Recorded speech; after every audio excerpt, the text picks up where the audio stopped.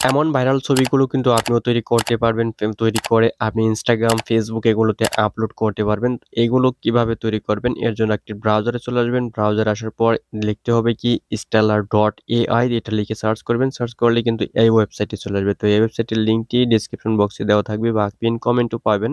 এখন এইখান থেকে আমাদের অ্যাকাউন্ট তৈরি করতে হবে। একটি অ্যাকাউন্ট তৈরি করার জন্য এই যে সাইন আপ অপশন রয়েছে, তো সাইন আপ অপশনে ক্লিক করে দেব। সাইন আপ অপশনে ক্লিক করে দিয়ে এইখান থেকে আমরা Google বা Gmail দিয়ে সাইন আপ করে নিতে পারবো। এই যে এখানে দেখতে পাচ্ছেন Google বা Gmail দিয়ে এখান থেকে সাইন আপ করে নেব। তো এখান থেকে আমরা Google দিয়েই সাইন আপ করে নিচ্ছি। তো সাইন আপ করা কমপ্লিট হয়ে গেলে এইখান থেকে আপনার অনেকগুলো স্টাইল দেখতে পাবেন। এই যে এখানে দেখতে পাচ্ছেন এগুলো হচ্ছে মডেল। এই মডেলগুলো অনুযায়ী কিন্তু আপনি এখানে ছবি তৈরি করতে পারবেন। তো এখান থেকে আমরা একটি ছবি এখান থেকে তৈরি করছি, আপনাদেরকে দেখাচ্ছি তৈরি করে।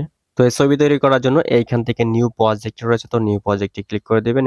তো এমন একটি ইন্টারফেস শো হবে। তো এইখান থেকে আমাদের এক্সপেক্ট রেশিওটা আগে নিতে হবে। তো এখান থেকে আমরা কোন এক্সপেক্ট রেশিওতে এগুলো করতে চাচ্ছি, তো ছবিগুলো তৈরি করতে চাচ্ছি। তো আমরা যদি 6:9 এটা সিলেক্ট করে দিই, তো এটা হচ্ছে ইউটিউবের সাইজ। এখান থেকে আপনার এটা হচ্ছে আপনার ফেসবুকের জন্য, এটাও আপনি ফেসবুকে আপলোড করতে পারবেন, এইটাও আপনি ফেসবুকে আপলোড করতে পারবেন, স্কোয়ারও ফেসবুকে আপলোড করতে পারবেন। তো এখান থেকে আমরা 6:9 এটাই নিচ্ছি।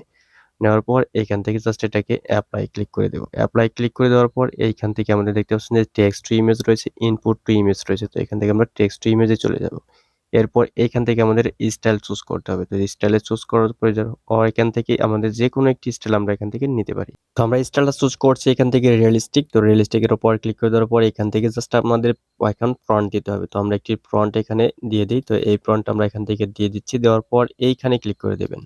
এখানে ক্লিক করে দিলে এখান থেকে আমাদের ছবি কিছু সময়ের ভিতরে এখান থেকে ইমেজ তৈরি করে দেবে। তো এই যে এখান থেকে আমাদের ছবি তৈরি করে দিয়েছে। এখান থেকে আমরা আইনস্টাইনের একটি সেলফি তুলতেছে। তো এইগুলো আমরা কিন্তু এই যে এইগুলো আমরা এখান থেকে তুলে করে দিয়েছি। তো এখান থেকে আমরা এটাকে ডাউনলোড করে নিতে পারবো। ডাউনলোড করার জন্য এইখানে এটার উপর ক্লিক করবেন। সবগুলোতে এইভাবে ক্লিক করতে হবে। ক্লিক করে দেওয়ার পর এইখান থেকে আমাদের একটি লেয়ার কিন্তু তৈরি হয়ে যাবে। এরপর এখান থেকে যে এটার উপর ক্লিক করবেন।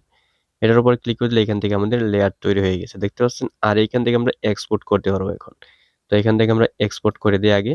তো এক্সপোর্ট করে দেওয়ার পর এই যে এখানে দেখতে পাচ্ছেন এক্সপোর্ট আসার পর এখান থেকে পিএনজি রয়েছে, জেপিএনজি রয়েছে। তো আমরা জেপিএনজি দিব।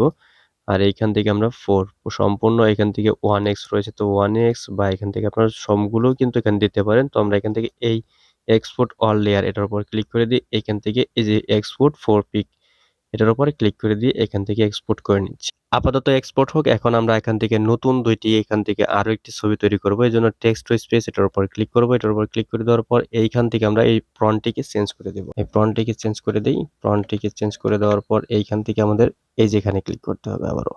এখানে ক্লিক করলে আমাদের কিছু সময়ের ভিতরে আবারও ৪ টি ছবি এখান থেকে আমাদের তৈরি করে দেবে।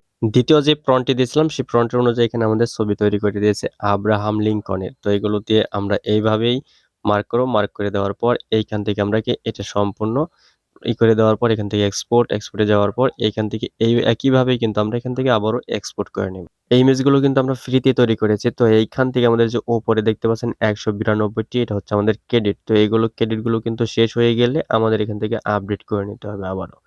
তো এখান থেকে যে আপডেটে ক্লিক করলে এখান থেকে আমরা আপডেট প্ল্যানটা দেখতে পারবো। এখানে একটি প্যাকেজ দেওয়া রয়েছে। তো এই যে এখানে দেখতে পাচ্ছেন যে $10 পার মান্থ আমাদের এখানে পেমেন্ট করতে হবে যদি আমরা এখান থেকে এটাকে আপডেট করি। আর এখান থেকে যদি একদম ফ্রিতে আপনি ব্যবহার করতে চান তাহলে কিন্তু আপনি এটা করতে পারবেন। তো এটার জন্য কিন্তু আপনাকে নতুন Gmail দিয়ে কিন্তু সাইন আপ করতে হবে বা নতুন Google অ্যাকাউন্ট দিয়ে সাইন আপ করতে পারেন। আপনারা নতুন ট্যাব খুলতে পারেন। ট্যাব খোলার পর এখান থেকে আপনারা সাইন আপ করে যেখানে ধরুন আপনারা যদি এইখানে যাই, তো এইখান থেকে আমরা নতুন একটি নিব। তো এই যে এখানে যাব। যাওয়ার পর এই যে এখান থেকে যে এড রয়েছে, তো এখান থেকে আমাদের নতুন অ্যাকাউন্ট কিন্তু এখানে এড করতে হবে। এড করার পরে কিন্তু আমরা এখানে Google দিয়েই সাইন আপ করে নিতে পারবো। আর যদি Google দিয়ে সাইন আপ করতে না চান তাহলে আপনি Gmail দিয়ে সাইন আপ করে কিন্তু এখানে ২০০ টি করে ক্রেডিট কিন্তু ফ্রিতে পেতে পারেন। আর সেগুলো দিয়ে এই ধরনের ছবি কিন্তু আপনি তৈরি করতে পারবেন। এখন যদি এক্সপেক্ট রেশিওটা এখান থেকে চেঞ্জ করতে চান তাহলে এই যে এখানে ক্লিক করবেন। এখানে ক্লিক করে দেওয়ার পর এখান থেকে এক্সপেক্ট রেশিওটা চেঞ্জ করে নিতে পারবেন। তো যেকোনো ধরনের এক্সপেক্ট রেশিও এখান থেকে যদি আপনি দিতে চান, তো এই যে স্কোয়ারটা যদি দিতে চান এটার উপর ক্লিক করে দেওয়ার পর এপ্লাই ক্লিক করবেন। এখান থেকে স্কোয়ার সাইজটা কিন্তু চলে আসবে।